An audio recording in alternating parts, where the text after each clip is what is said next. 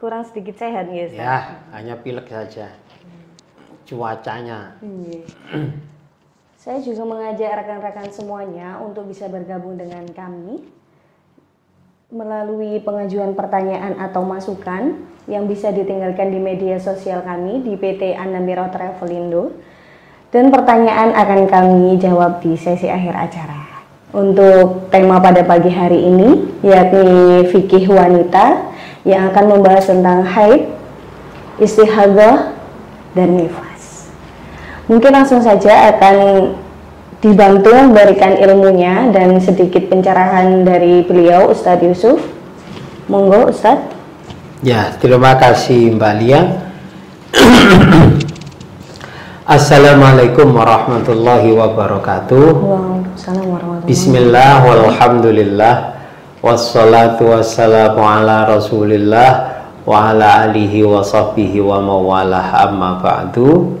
Kepada para alim ulama, para masyayikh, guru-guru kita semua, tak lupa yang saya hormati owner PT Anamiro Travelindo, Ibu Nyai Jauhar Said, yang selalu saya hormati, Direktur Utama PT Anamiro Haji Bagus Awaluddin Irfan, yang selalu saya hormati, dan seluruh staf PT Anamiro. Tak lupa yang berbahagia kepada seluruh jamaah PT Anamiro Travelindo yang saya hormati. Seperti biasanya para jamaah yang saya hormati, sebelum kita melanjutkan materi pada hari ini, marilah kita berkirim doa kepada Rasulullah, para sahabat, guru-guru kita, para pengajar kita, mu'alif kitab kita. Semoga kita mendapatkan keberkahan ilmunya baik di dunia maupun di akhirat.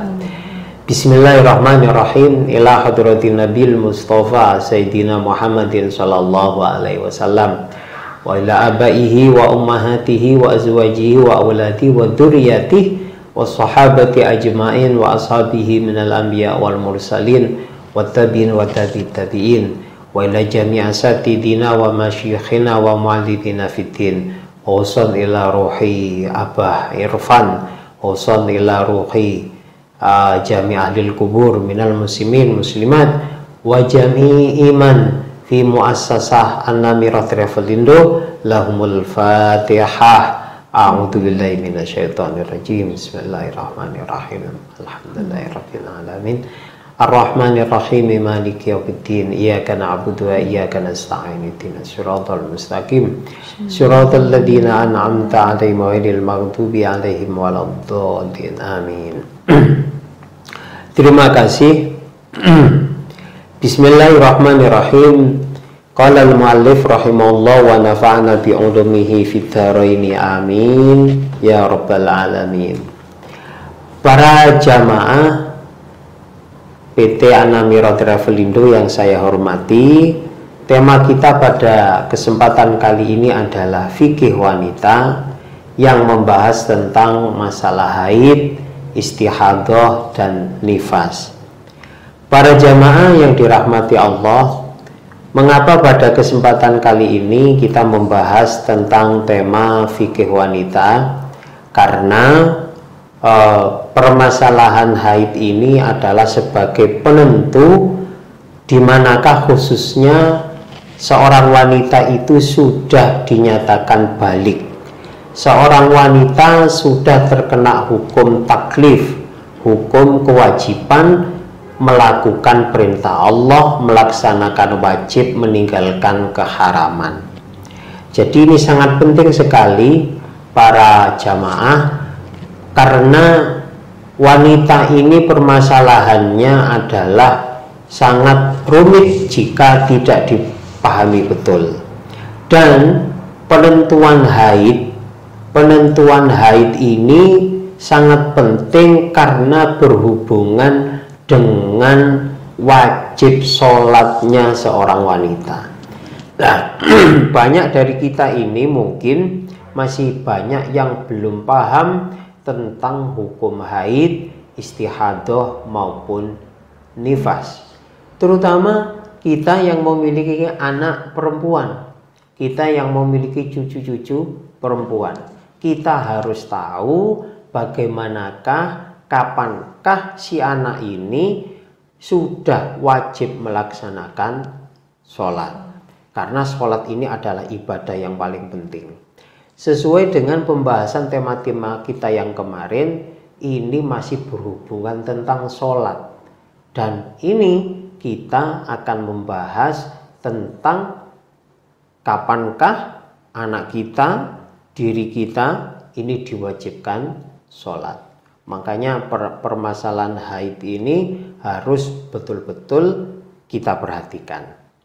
Para jamaah yang dirahmati Allah, sesuai yang saya ngaji dulu di pondok pesantren, saya menggunakan kitab yang pernah saya pelajari di pondok adalah menggunakan kitab I'anatun Nisa.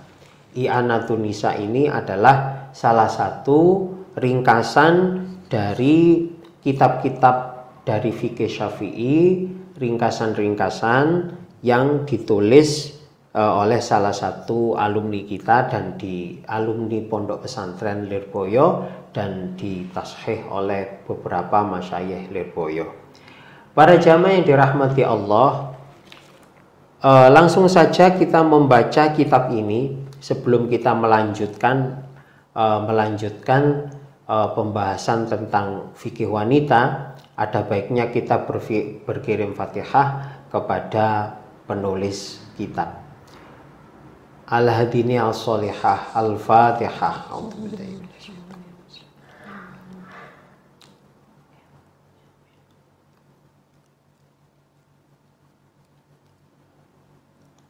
Amin.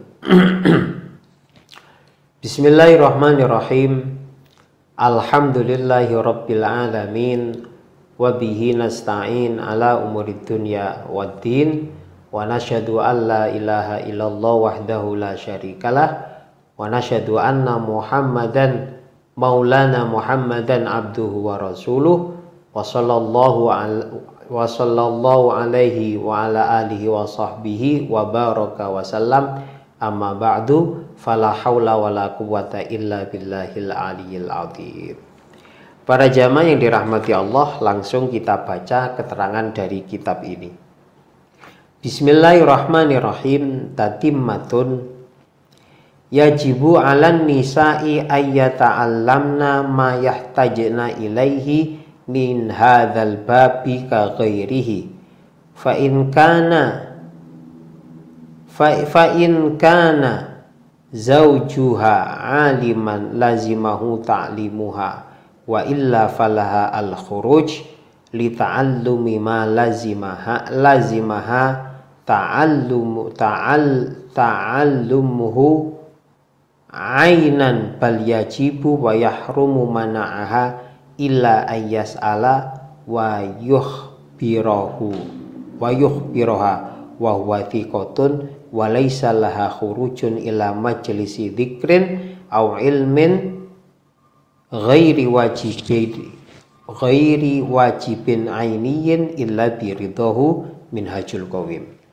Para jamaah yang dirahmati Allah, di sini dijelaskan dalam kitab Minhajul Qawim, wajib bagi setiap wanita belajar mayahtajna ilaihi, belajar ilmu yang dibutuhkan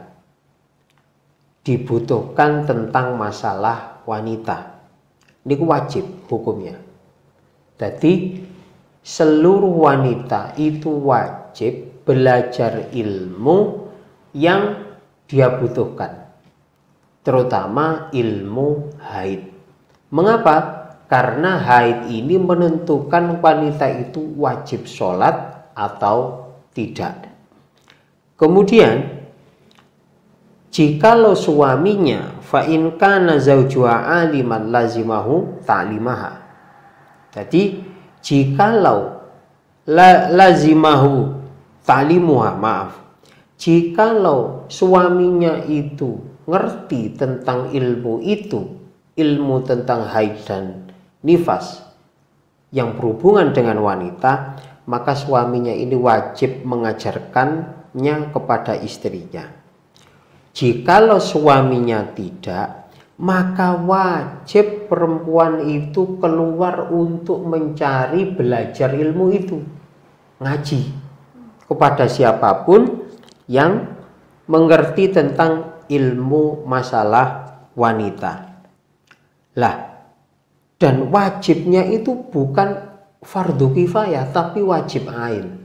Wajib ain itu adalah kewajiban yang dilakukan setiap individu. Ain itu maksudnya adalah individu. Jikalau individu, perorangan, personalan ini tidak melakukan, maka hukumnya dosa.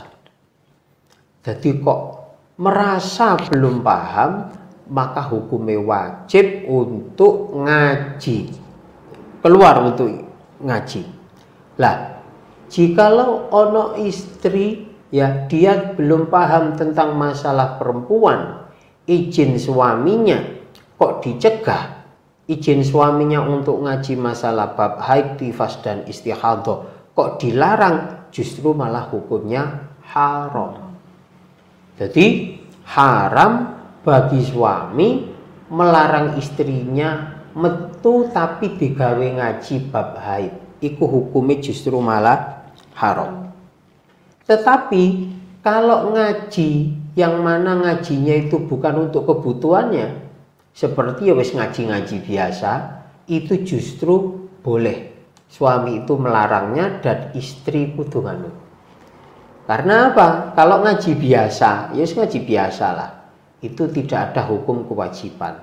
Tapi kalau ngajinya itu untuk kebutuhan dia memahami kebutuhan wanita tentang haid, istihadah dan nifas, maka itu haram suami melarang istrinya untuk keluar yang tujuannya ngaji tentang bab bab haid dan istihadah itu.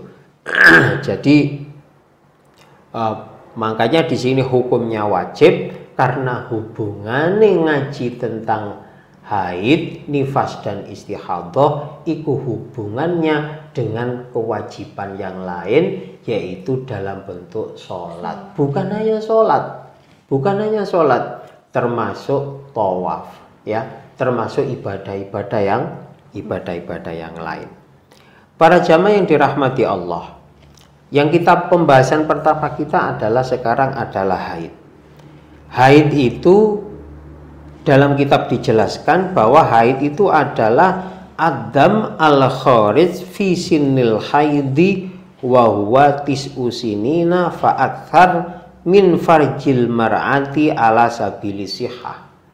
Yang dinamakan haid itu adalah darah yang keluarnya itu pada masa-masa umur haid, yaitu 9 tahun ataupun lebih dari kemaluan wanita. Jadi darah ya, dalam keadaan sehat, bukan dalam keadaan sakit. Jadi darah yang keluar dari seorang wanita umur 9 tahun dari kemaluan wanita dalam keadaan sehat. Lah, masalah haid ini itu dulu di sini dijelaskan, ada ayat yang menjelaskan tentang haid, wa yas'alunaka 'anil mahid qul huwa adza fa'tazilun nisaa fil mahid wala taqrabuhunna hatta yathurna fa idza tatahharna fa'tuhunna min haitsu amarakumullah innallaha yuhibbut tawwabina wa yuhibbul mutatahhirin. Ayat ini itu turun tentang haid ini itu karena dulu itu ada sahabat bertanya tentang masalah haid kepada Rasulullah. Di sini di dalam hadis itu diceritakan bernama sahabat Usaid bin Hadir dan Ubad bin Bashar. Itu tanya Rasulullah, orang Yahudi itu zaman dahulu ya, zaman dahulu. Mungkin sekarang itu di beberapa daerah atau di beberapa suku itu masih mungkin berlaku. Jadi wanita zaman dahulu itu kalau haid itu disuruh keluar dari rumah, tidak dikasih makan. Jadi disuruh keluar, jadi pas haid keluar darah, disuruh keluar, kemudian tidak dikasih makan selama dia mengeluarkan darah. Nah ini ditanyakan oleh sahabat, Rasulullah ini orang Yahudi seperti ini. Kata Rasulullah apa? Lah kata Rasulullah, isna'u kulla syai'in illan nikah. Ya. Isna'u kulla syai'in illan nikah. Lah, ketika sahabat bertanya tentang itu, maka turunlah ayat yang tadi dalam Al-Qur'an.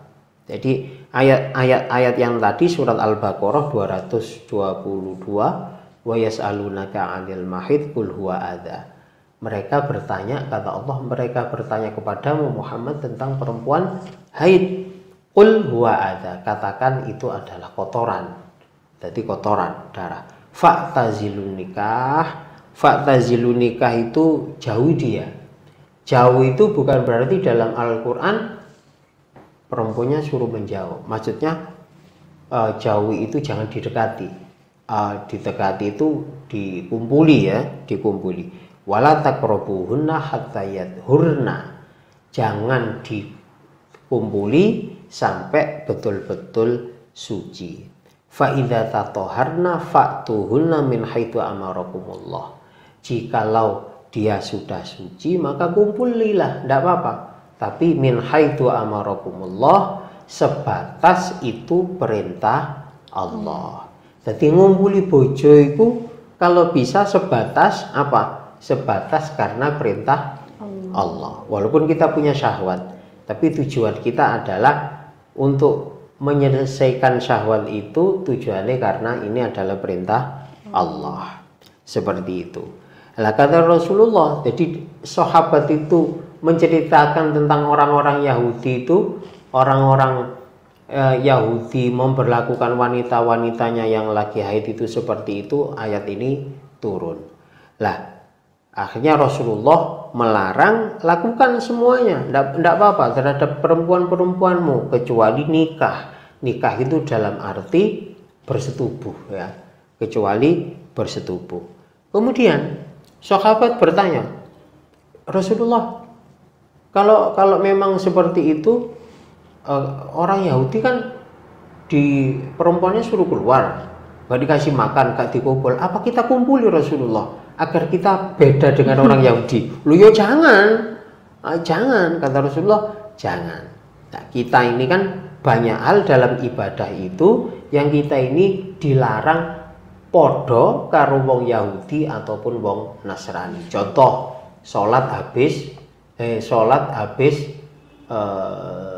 subuh tidak boleh karena menyamai orang yang nyembah matahari. Atau puasa hari Sabtu saja, itu seperti puasanya orang orang Nasrani, Nasrani.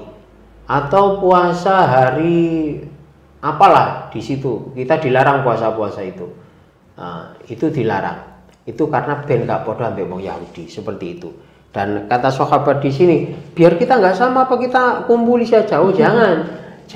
Maksudnya bukan itu. Maksudnya yang tidak boleh, jangan dikumpuli, tapi perempuanmu itu tetap berikan dia tempat yang layak, tetap dikasih makan. Dan alhamdulillah kita semuanya sudah menggunakan adat itu. Tapi di Indonesia ini ada sebagian daerah mungkin di luar Jawa ya, itu ada yang perempuannya kalau haid itu disuruh keluar. Para jamaah dirahmati Allah, jadi Rasulullah di sini dalam hadis dikatakan, innalladzi hadza syai'un kataballahu ala banati Adam. Jadi perempuan mengeluarkan darah ini adalah sudah kewatakan penciptaan seorang wanita. Jadi bukan hina.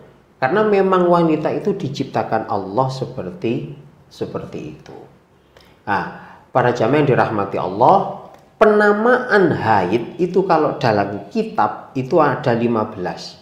Istilah haid itu loh Mbak, ada 15. Saya bacakan saja. Haid, mahid, mahat, tomas, ikbar, tomas, irok, firok, adha, dohak, daros, tiros, nifas, uruk, iksor. Angel nggih. Nah, gak perlu dihafal, yang penting haid ngono ae. Gak perlu dihafal. Lah, kemudian makhluk ini itu ternyata yang haid itu bukan hanya manusia tok, tapi hewan itu juga haid. Di sini kelelawar itu haid. Ya, Imam Syafi'i, ulama dahulu, iku leke apa ijtihad itu ndoleki hukum, iku sampai kewan-kewan diteliti. Jadi kelelawar itu haid. Kemudian hewan seperti biawak ngene kok, bangsa kadal-kadal iku ya haid. Kemudian kelinci. Kelinci itu ada yang kupinge dawa, ana sing kupinge budel. Nah, trowelun tau apa iku jenenge? Marmut apa itu? Itu juga haid. Onta, cecek. Nah, tadi dulu Imam Syafi'i ya nyekeli cecek ngono iku. Jaran. Kuda itu juga haid. Kemudian anjing itu haid. Tetapi hewan-hewan ini siklus haidnya tidak seperti manusia.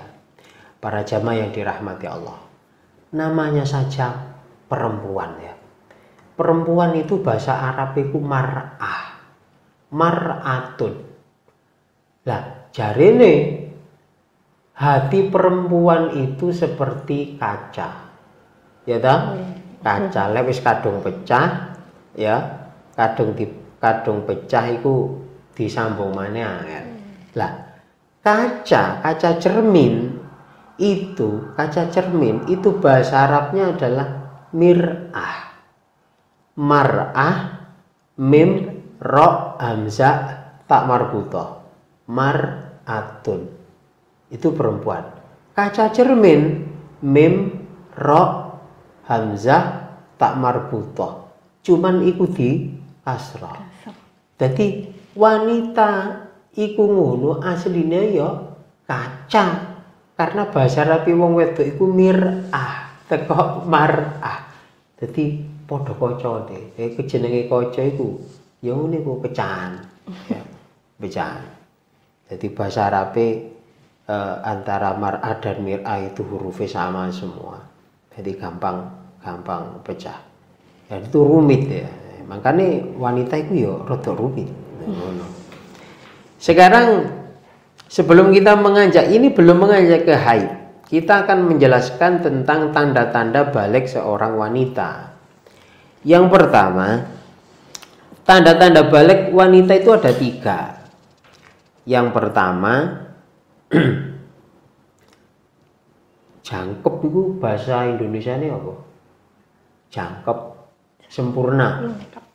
Sempurnanya umur 15 tahun Hijriah.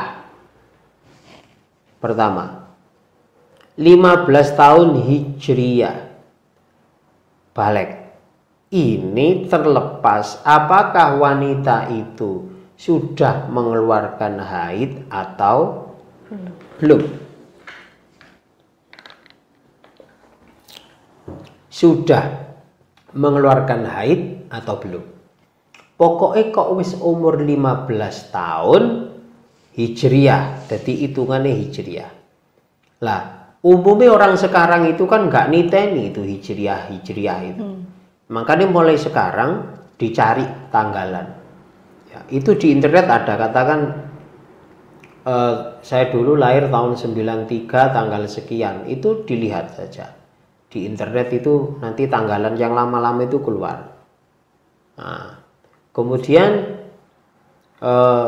hitungan ya Hijriah ya. Jadi Hijriah itu biasanya lebih awal daripada hitungan Masehi. Yang kedua, mengeluarkan sperma di umur 9 tahun. Hijriah loh ya, harus hijriah. Jadi wanita itu kalau sudah umur 15 tahun kok ngipi basah, maka itu hukumnya sudah balik. Wis wajib sholat, wajib poso, wajib menutup aurat. Kadang-kadang anak-anak kita, cucu-cucu kita umur 9 tahun itu cek gak kudungan. Padahal 9 tahun itu kelas berapa? Kelas 4. Kelas 4 ya, kelas 4, kelas 5 gak kudungan, sampai kelas 6 gak kudungan. Padahal itu ada kemungkinan kita tidak tahu dia sudah balik. Dosa itu. Siapa sing dosa? Apa reke? Ya mbokne sing gak ngajari itu, tidak memberikan pengetahuan itu. Kelas 4 itu 9 tahun. Nah, ini kok pernah keluar bermimpi mengeluarkan sperma atau mimpi basah, maka itu hukumnya wis balik. Yang ketiga, haid setelah umur kira-kira 9 tahun hijriah. Lah, mengapa di sini dikatakan kira-kira? Karena nanti ada perkiraannya seperti ini. Jadi 9 tahun kurang 16 hari mengeluarkan darah, maka ini dinamakan haid. Kalau sudah keluar darah, maka hukumnya balik. Saya ulangi lagi. Tanda-tanda wanita balik yang pertama adalah umur menginjak 15 tahun. Pertama, hijriah. Baik sudah pernah mengeluarkan sperma ataupun belum, haid ataupun belum, pokoknya perempuan kok sudah 15 tahun hijriah hukumnya wis balik. Yang kedua, mimpi basah umur 9 tahun. Oke, jelas nggih? Yang ketiga, haid atau mengeluarkan darah, yaitu umur 9 tahun kurang 16 hari. Nah, ini akan saya jelaskan. Begini. Ini sangat penting sekali para jamaah, karena ini urusannya itu dengan kewajiban sholat. Urusannya itu masalah dengan dosa dan tidak dosa. Saya kasih contoh di sini. Ini katakan umur 9-nya di sini. Umur 9 turun. Nah, ini 16-nya, 16 hari. Sebentar ya.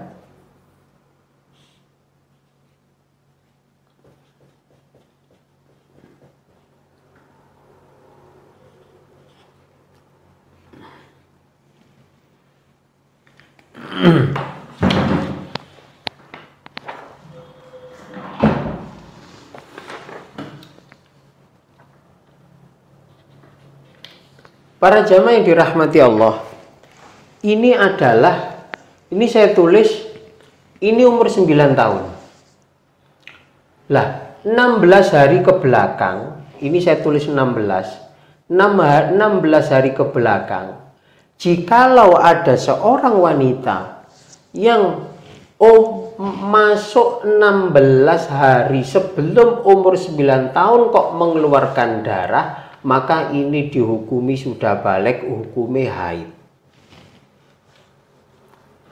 Jadi di sini di 16 ini kok keluar darah, saya kasih D. Ini kok keluar darah, maka menuju ke 9 ini sudah dihukumi haid. Ini hukumnya haid. Namun jika ternyata keluar darahnya itu dari 20, kemudian sampai keluar darahnya itu ke berapa itu ya? Ke 16, kurang 10 hari. Maka darah yang keluar sebelum 16 hari ini namanya istihadah. Dan sisanya yang sudah masuk 16 hari menuju 9 ini namanya haid. Jadi yang ini belum masuk balik, yang setelah 16 hari 16 hari sebelum umur 9 tahun ini hukumnya haid, maka hukumnya balik.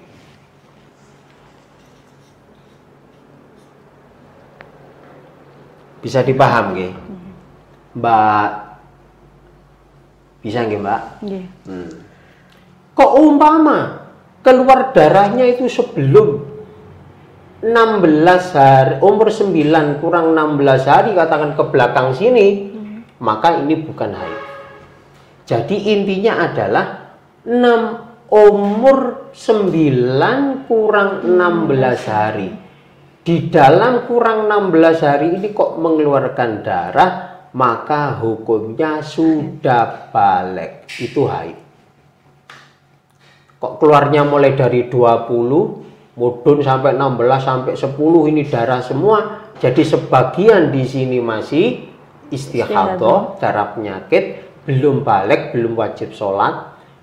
Yang sudah 16 ini hukumnya balik, sudah terkena wajib sholat. Loh, apa pas 16 ini wajib sholat? Ya tidak, wong pas jik keluar darah. Ini menentukan 16 menuju tahun 9 tahun ini menunjukkan bahwa dia itu sudah awal balik. Paham ya?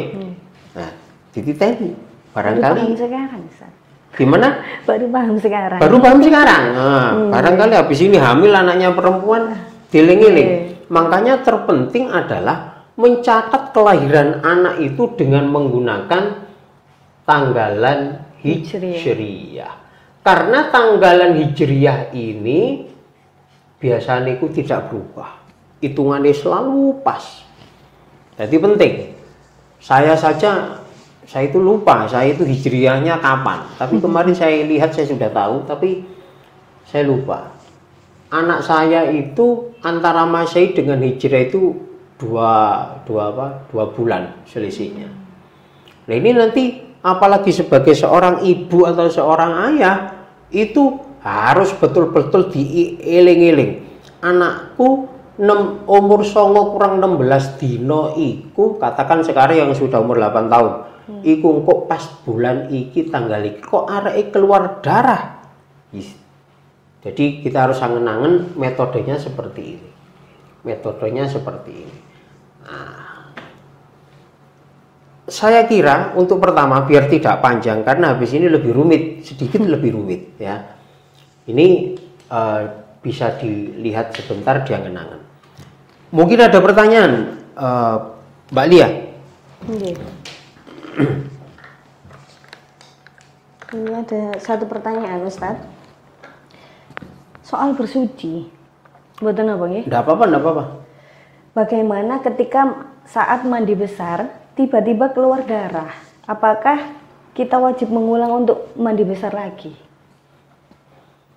Ini pembahasan tentang haid. Nggih. Darah itu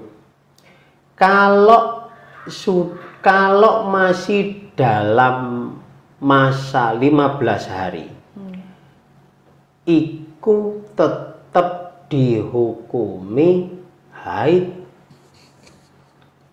Tapi kalau darah itu keluarnya itu sudah melampaui 15 hari maka tidak dihukumi haid. Menghilangkan darah pada kemaluan itu hukumnya wajib karena darah itu najis. Ini pertanyaannya harusnya lebih detail lagi. Apakah setelah mandi besar kok tiba-tiba keluar darah? apakah wajib mandi lagi, kan seperti itu. Ketika mandi Ustadz, jadi pas posisi mandi besar, sudah yakin kalau darahnya sudah nggak keluar, terus tiba-tiba ternyata pas posisi mandi darah itu keluar lagi. Jadi sebelum 15 hari hukumnya tetap haid. Mandi mana dibuat apa? Wong masih kan haid. Kecuali darah itu kurang dari 24 jam dalam 15 hari. Itu hukumnya belum haid, tapi istihadah. Menghilangkan darah iki gak ada urusannya sampai haid ya. Menghilangkan darah pada kemaluan itu hukumnya ya wajib. Kok jek keluar pakai softtek tetap sholat.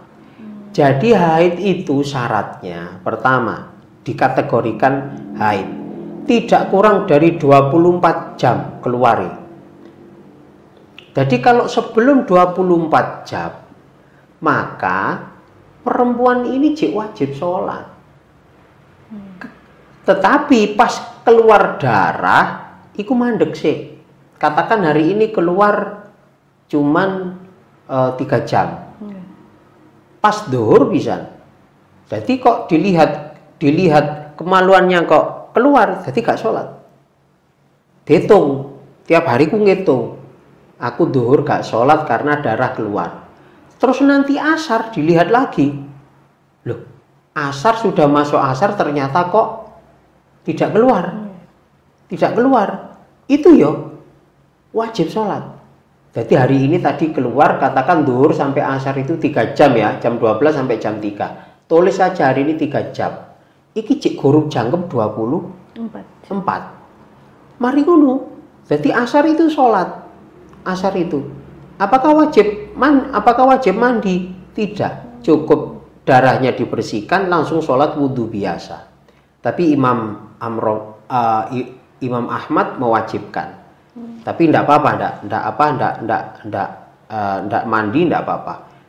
Kemudian ternyata maghrib, tadi kan asar berhenti, jadi asar sholat. Mari lu maghrib ditontok, jadi setiap 5 waktu ditontok, maghrib ditontok. Loh, lah kok maghrib keluar lagi? Kok keluar lagi? Gak sholat lagi? Jadi keluarlah, ini keluarnya sampai kapan? Ternyata maghrib sampai subuh menit. Dari maghrib sampai subuh besok itu kira-kira berapa jam? 10 jam. Jadi ditulis hari itu 10 jam keluar darah. Jadi subuh menit ditontok, ternyata keluar. Ditulis aja, cik keluar. Oh, jadi aku sampai subuh itu 10 jam. 10 tambah wingi telu, jadi berapa? 13. Itu kan terus itu tiap hari seperti itu, gak sholat. Tapi ternyata hari pertama, hari kedua, hari ketiga, hari keempat itu dihitung itu haidnya cuman 15 jam sampai 15 dino. Setelah hari keempat itu kok gak keluar darah, katakan gak keluar darah sampai setelah hari keempat sampai hari ke-12 kok gak keluar darah, ya sholat terus. Dan itu belum dihukumi haid karena gak jangkep 24 jam. Jadi ya sholat terus. Ternyata kok sampai 15 dino. Ternyata setelah wis nyentuh 15 hari kok tidak pernah keluar. Ternyata keluar iku mek 4 hari tok, sing biyen iku jumlahe berapa tadi? 13 jam atau 15 jam. Kok sampai 15 hari? Maka sing 4 hari yang dijumlah putus-putus tadi ku mek 13 jam. Iki hukume istihadah. Lah sing pas 15 jam metu iku sing tadi ninggal sholat, sing saya bilang tadi maghrib sampai jadi maghrib gak sholat, isya gak sholat, subuh gak sholat. Iki ngono lek wis 15 hari gak jangkep 24, sing ditinggal beberapa hari yang lalu dikodoi kabeh. Makanya tujuannya memang dicatetin ya Ustaz, Dicatat biar, itu biar karena tahu. itu. Kecuali dalam 15 hari, hari pertama keluar 3 jam, hari kedua tidak, hari ketiga tidak, hari keempat keluar 7 jam, hari besoknya lagi keluar 1 jam, hari besoknya lagi berapa jam, sampai sebelum 15 kok jangkep 4 likur. Katakan 24 jamnya keluar darah itu di hari ke-12, maka nggih iki hukume haid. Tapi ketika kok pas berhenti di sela-sela itu wajib sholat. Karena kemungkinan itu bukan haid. Tapi pas hari ke-12 kok wis 24 jam. Jadi sholat yang pernah kita lakukan pas gak metu, pas berhentinya itu ya muspro. Tetap tadi ganjaran hukume haid. Hari ke-12 iku dihitung kok wis 24. Mari lu kok metu maneh hari ke-13 sih. Ya wis dianggap iku kabeh haid. Tapi kalau sudah jangkep 15, tadi 24-nya di mana? Di 12. 13 keluar, 14 keluar, 15 keluar. Dari 13 ke 15 ini haid kabeh, wis gak usah sholat jelas haid. Karena di 12 sudah jelas 24 jam keluar. Setelah 15 16 keluar iki wis istihadah, mandi, sholat wajib. Bisa dipaham nggih? Bisa. Ditulis ya. Coba saya tuliskan. Jadi syaratnya haid. Syarat haid itu saya tulis syarat haid 1, minimal 24 jam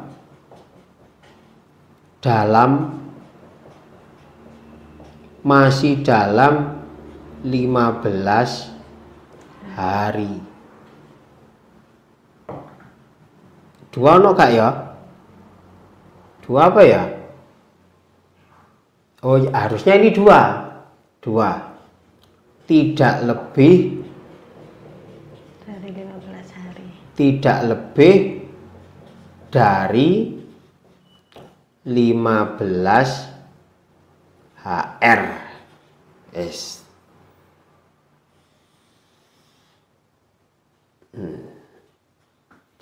Nah, contoh jadi hari 1,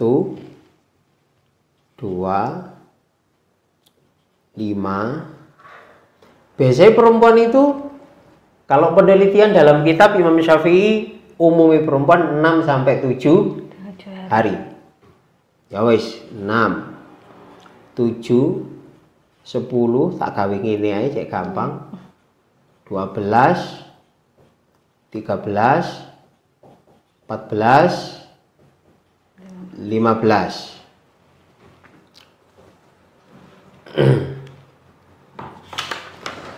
Penting ini Mbak, betul penting. Sepertinya mudah, tamu niku rumit Ustaz. Ya. Rumit lek gak dipentelengi. Kalau Makanya dipentelengi insya harus Allah dipahami. apa? Syarat haid itu minimal 24 jam. Masih dalam 15 hari. 2, tidak lebih, maksudnya lebih ya, maaf ini kurang, tidak lebih dari 15 hari. Kalau lebih namanya istihadah. Saya contohkan. Makanya perempuan itu kalau keluar darah itu dicatat. Katakan hari pertama nggih. Hari pertama ini 3 jam. 3 jam. Hari kedua 0. Hari kelima piro ya? Hari kelima 12. Saya inginnya itu jangkep di sini 24 ngono lah. Hari ke-6 ini berapa? 15. Jadi kurang pira ini? 15. Kurang 9 hari ya? 9 kurang 9 jam ya? Nggih. Kurang 9 jam. Wis tak gawe 5. Sisa berapa 4. ini? 4. Ini berapa? 4 jam ya? Nggih. Nah, cek pas 24. Contoh hari pertama, nggih, saya contohkan yang praktek 24 jam. Hari pertama keluar.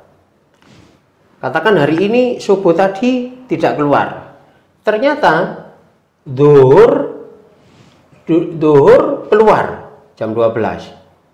Loh, keluar. Jadi ini tidak sholat. Duhur 3 ini saya contohkan duhur ya. Jadi nggak sholat. Kemudian sampai asar. Asar saya buat jam 3. Ternyata pas sudah masuk asar, ternyata tidak keluar. Jadi ya sholat. Sholat. Namanya itu penantian ya. Gak sholat itu penantian jenenge tarobus. Istilahnya tarobus itu penantian darah haid ya. Asar sholat ini mbak. Asar sholat. Ternyata pas maghrib dilihat tidak keluar. Maghrib dilihat tidak, sampai isya, sampai besok ini hari kedua, sampai hari kedua ini tidak keluar. Kemudian sampai hari ketiga, hari keempat, hari kelima keluar 12 jam. 12 jam itu yo maghrib sampai subuh, ya dah. Kemudian hari ke-6, jadi subuh itu ternyata hari ke-6 duhurnya itu pokoknya hari ke-6 dia mengeluarkan 5 jam. Katakan keluarnya itu pokoknya 5 jam itu dari apa ya? Dari duhur nang maghrib wis. Ya.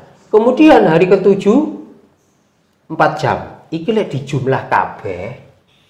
Dijumlah kabeh ini 24 jam. Jadi ini ya. Jadi kalau sudah hari 7 jangkep 24 jam, iki jenenge haid. Tapi ingat, di sela-sela ini kan kita wajib sholat yang tidak keluar darah ini. Makanya wanita itu setiap waktu itu dilihat. Kok dilihat kapasnya putih bersih, hanya cairan putih bening yang bukan darah. Saya kira seluruh wanita bisalah membedakan ini darah, ini bukan. Itu setiap bolong kayak tanggal 2, tanggal 4, tanggal 5 ini kan ada tidak keluar, hanya 5 jam, ada 4 jam. Ini semuanya wajib sholat. Tapi ketika dihitung sudah pas 7 hari, ini saya memakai 7 hari karena umumnya wanita itu adalah 6 sampai 7 hari. Kok dihitung jangkep 24, maka sholat sing dilakoni nang kene iki hukume muspro. Muspro itu ya wis. Dan itu jadi pahala. Ada catatan karena mengerjakan perintah Allah. Perintah Allah. Jangan tiba-tiba umumnya perempuan sekarang hari ini metu ya wis gak sholat tau terus. Jangan seperti itu. Dosa itu hukumnya. Lah dadi istihadah ya apa? Nah, ini saya contohkan yang haidnya sampai sudah 24 dalam masa 7 hari. Tetapi ternyata ke hari 8, lah kok keluar lagi? Sedangkan sudah 24 jam. Kok keluar lagi? Ini keluar darah. Ya, walaupun terputus-putus. Darah sampai ya jelas hukumnya wis semuanya ini haid. Paham nggih? Malah ini sudah dipastikan haidnya itu di hari ke-7. Kok 8, 9 coba keluar lagi. Walaupun keluarnya terputus ataupun tidak terputus. Iki semuanya haid sampai 15. Kok lebih dari 15 keluar, ini sudah istihadah. Walaupun keluar darah tetap wajib sholat. Nah, ini saya yang mencontohkan contoh haid yang sudah 24 jam di masa 7 hari. Sekarang saya akan contohkan, ternyata gak jadi haid. Saya akan contohkan. Ternyata tidak jadi haid. Tua saya gak sholat rek, ternyata dosa kabeh. Ngodoki kabeh. 1 5 1 10 15 2 3 4 loh, ya apa sih? 3 4 6 7 8 9 11 12 13 14 16 17 18 atau sampai 21. Nah, ini contoh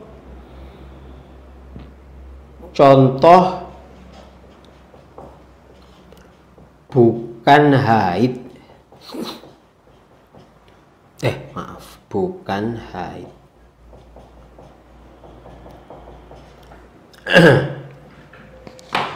Para jamaah, saya mohon untuk bersabar nggih. Karena ini penting sekali. Dan sekarang itu banyak perempuan yang lahir daripada prosentasenya daripada laki-laki. Contoh yang bukan haid. Contoh yang bukan haid. Saya contohkan. Tadi syaratnya, tadi kita tulis minimal dikatakan haid itu adalah minimal 24 jam masih dalam 15 hari. Yang kedua, tidak lebih dari 15 hari ya. Tadi sudah kita jelaskan. Contoh. Hari pertama, ini saya hitung 1 2 3 ini hari-harinya. 15 harinya di sini. Saya contohkan. Hari pertama 2. Hari kedua 0. Hari keempat, hari ketiga 5 jam, maksud saya keluar 5 jam. Kemudian 7 0 hanya 1 jam karena maghrib nang isya. Maghrib isya tak kayak 1 jam. Kemudian 0 lagi. Kemudian di sini 6 jam. Di sini lah 3 jam. Di sini 3 jam. Sini 3 jam. Di sini 2 jam. Terus ini keluar lagi. Saya contohkan yang ini ternyata bukan haid.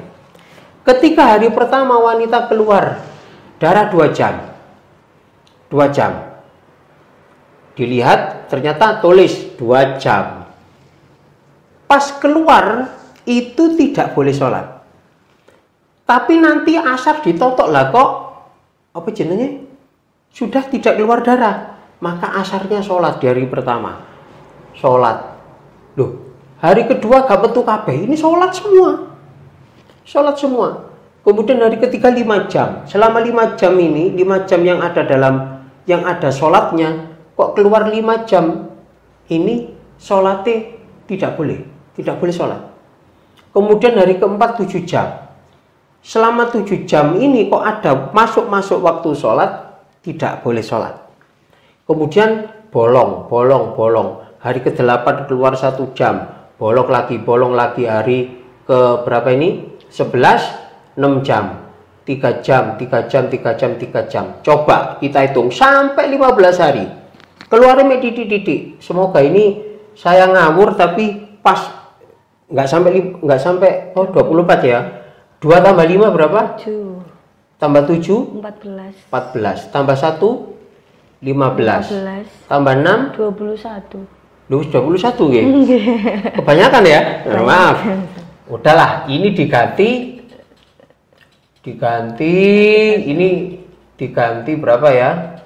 Saya ganti 3 nggih, Mbak? 3 1 Tadi berapa ini?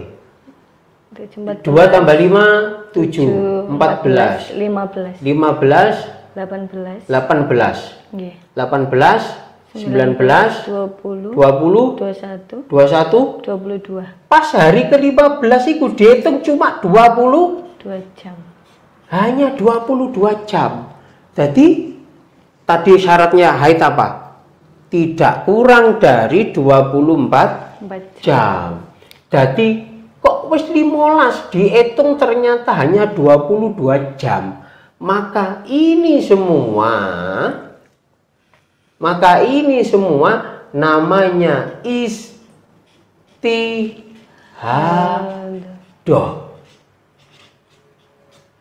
Loh, terus Ustadz, sholat selama 15 hari pas metu 2 jam, sholat yang ditinggalkan kan? 2 jam, 5 jam, 7 jam, 1 jam, 3. Ini ya apa Ustadz? Ya dikodoi kabeh. Begitu, dikodoi kabeh. Loh, mengapa kok dikodoi? Mergo iki gak jangkep 24 dalam kurun 15 hari. Hukume istihadah kabeh. Kok nanti ke-16 ini keluar iki istihadah kabeh. Suci. Jadi enak sampean mbak tak utang sampean koyo wong terawih ya. Ini berapa jam ini sholat opo ae yang di situ pas keluar darah. Iki istihadah kabeh 15 dino. 15 dino. Sing ditinggalno. Dikodoi kabeh, sholatnya dikodoi semua. Lah, istihadah ini umpama dihitung lagi. Nah, ini hukum kedua. Kok dihitung lagi? Sampai ketemu 16 keluar, 17, 18 sampai ketemu 15 lagi, maka baru itu hitungannya haid. Gak sholat. Gak sholat. Jadi ini ketemu 15 mana? Karena masa sedikitnya suci adalah 15. Sebelum 15 hari kok suci, sebelum 15 hari kok mengeluarkan darah, hukumnya bukan haid tapi istihadah. Jadi ini kok dihitung lagi keluar darah sampai ketemu 15 lagi di sini, maaf, di sini ketemu 15 baru hitungannya haid lagi. Jadi ini harus, jadi syarat haid itu minimal hitungannya 24 jam, masih dalam 15 hari, tidak keluar dari 15 hari. Seperti itu. Makanya dihitung perempuan itu mulai sekarang kalau haid dihitung. Sesuai dengan pertanyaan tadi dari Mbak Lia, kalau pas mandi besar, lah itu memang hitungannya wis jangkep berapa? 24 jam apa belum? Kalau 24 jam, sudah 24 jam Ustadz ini, tapi masih hari ketujuh katakan. Kok keluar lagi? Ya haid, itu cek haid karena masih dalam 15 hari. Darahnya tetap dibersihkan. Kecuali pas 15 hari ternyata mari atus 15 hari bang kok haid kok cek keluar, tapi wis 24 tak durung. Lek wis 24 masuk ke 16 istihadah.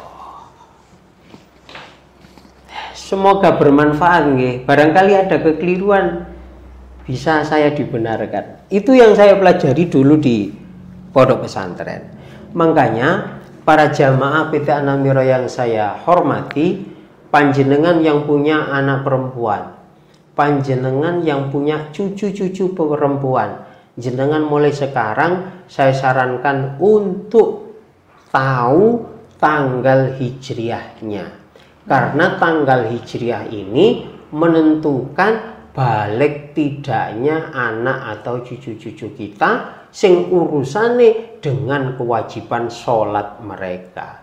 Kok mereka tidak tahu sing dosa wong tuwane? Kok wong tuwane gak tahu? Ya akeh sing dosa. Seperti itu. Oke, ingat-ingat, jadi kalau haid dicatat. Jadi siklus haid itu ada yang hitungan 24 jam enak. Katakan hari pertama ternyata sampai besok keluar terus. Tiap sholat dilihat selalu ada darah. Tiap sholat dilihat ada darah sampai besok. Enak dihitung. Hari ini 24 jam. Jadi wis haid. Rong di sehari tok sudah haid. Kok metu-metu wis enak wis gak sholat. Wis jelas tidak nyaur. Karena sudah 24 jam. Lah kasusnya yang metu pirang jam ini gitu. Dadakno neng hari ketiga wis gak sholat terus, atau hari pertama metu apa maneh wis tidak sholat sampai 15 dino, padahal piro sih dikotoki. Apa maneh sengaja gak sholat, dan itu kebanyakan wanita. Hari ini keluar ya wis gak sholat, nunggu ngenteni kira-kira 7 dino. Lah padahal itu banyak kewajiban sholat di dalamnya. Ada pertanyaan, mungkin dilihat di Facebooknya kalau ada. Wonten Ustaz. Kebetulan di waktunya sampun jam 10, dilanjut? Boleh tak? Boleh. Kalau boleh monggo. Ada pertanyaan? Nggih. Tidak terasa nggih? Ngono tok seru tapi. Soalnya rumit memang Ustaz. Kalau enggak paham nggih bahaya juga. Oh bahaya karena kewajiban sholat. Terus langsung pertanyaan mawon nggih. Nggih. Jika memang tidak tahu hukumnya, makanya tidak dosa. Tetapi kalau ada wanita yang berniat untuk tidak mempelajarinya, apakah termasuk dosa juga? Dan misal kalau sudah memiliki suami, suaminya tidak tahu akan hukum tersebut dan tidak menyuruh istrinya untuk mempelajarinya, apakah sang suami ikut dosa? Dan apakah sang suami diharuskan mempelajari hukum tersebut untuk menuntun istrinya? Oh ya. Apa tadi pertanyaan pertamanya? Banyak sekali. Nah, nggih. Nggih, enggak apa-apa. Satu-satu, Mbak. Jika memang tidak tahu hukumnya, makanya tidak dosa. Ya, oke. Tetapi kalau ada wanita yang berniat untuk tidak mempelajarinya, apakah termasuk dosa juga? Oh ya sangat dosa, karena berhubungan dengan sholatnya. Sedangkan sholat itu wajib. Kalau sebelum ngaji ini belum tahu, ya wis muga-muga disepuro Gusti Allah. Tapi sekarang sudah tahu, jenengan ibu penanya harus ngaji di Pak Ustadz di tempat jenengan atau siapalah situ yang paham. Kemudian selanjutnya, dan misal kalau sudah memiliki suami, suaminya tidak tahu akan hukum tersebut dan tidak menyuruh istrinya untuk mempelajarinya, apakah sang suami ikut dosa? Dan apakah sang suami diharuskan mempelajari hukum tersebut? Tidak, juga? Suami tidak harus mempelajari, tapi tidak boleh melarang istri belajar tentang haid. Kalau suami tidak dosa, tidak dosa. Tapi kalau istri mau berangkat ngaji, itu justru malah wajib. Yang sekarang sudah tahu hukum wajib ini, maka wajib ngaji untuk memahami tentang haid. Oke, suaminya tidak. Tapi kalau suami melarang, justru dosa, haram hukumnya, haram. Karena mencari pengetahuan tentang hukum haid, nifas dan istihadah wajib bagi semua perempuan karena urusannya ambek sholat. Nah, sudah beberapa banyak wanita sing gak paham iku sing ditinggalno sholat. Itu secara syariat nih, itu kita berdosa. Tapi secara etika dengan Allah itu kan urusannya Allah. Ya, kita menggunakan formalitas agama ya. Formalitas agama itu hukum fikih. Nah, kita batasannya pakai hukum yang sudah ditentukan Allah. Itu ibu itu terima kasih nggih, tapi tetap mulai sekarang karena sudah tahu hukumnya itu wajib untuk mempelajari, maka mulai sekarang ibu wajib belajar tentang kebutuhan wanita. Kebutuhan wanita itu yo nyekel duit, dompetnya kandel, budal nang pasar iku. Guyon nggih. Seperti itu. Sampun Ustaz? Sampun? Nggih. Alhamdulillah. Semoga keterangan di pagi hari ini insya Allah besok masih kita tetap membahas itu karena di sini dalam kitab ini masih banyak sekali keterangan. Tadi ada mau saya sampaikan tapi waktunya kok tidak terasa, gitu. Tiba-tiba sak jam wis mari. Orang hamil tapi tengah-tengah dalan keluar darah. Padahal hamil kan biasanya jari ini gak haid, ternyata ada. Seperti itu. Dan itu hukumnya haid. Nah, seperti apakah itu? Insya Allah dalam pertemuan minggu depan kita bahas. Silakan Mbak Lia. Alhamdulillah, Hirobbil Alamin, kita sampai di penghujung acara. Terima kasih saya sampaikan kepada Ustadz Yusuf. Sama-sama. Ilmu dan penjelasannya. Jangan lupa bagi rekan-rekan yang terlambat dan belum sempat menyaksikan pengajian pada pagi hari ini, bisa menyaksikan langsung di sosial media kami di PT Anamiro Travelindo. Serta rekan-rekan jangan sampai terlewatkan pengajian virtual berikutnya, karena masih ada kajian-kajian menarik lainnya dengan tema-tema yang menarik dan kita butuhkan semuanya. Info lebih lanjut terkait pengajian virtual Mutiara Haramain bisa mengunjungi dan mengikuti media sosial kami di IG, Instagram An-Namiroh, Facebook Namiroh Umroh, atau di channel YouTube kami di An-Namiroh Travelindo, atau bisa melalui sambungan telepon di 081 231 841 090. Terima kasih saya sampaikan, semoga kita dapat bertemu di kesempatan selanjutnya. Wassalamualaikum warahmatullahi wabarakatuh. Waalaikumsalam warahmatullahi wabarakatuh.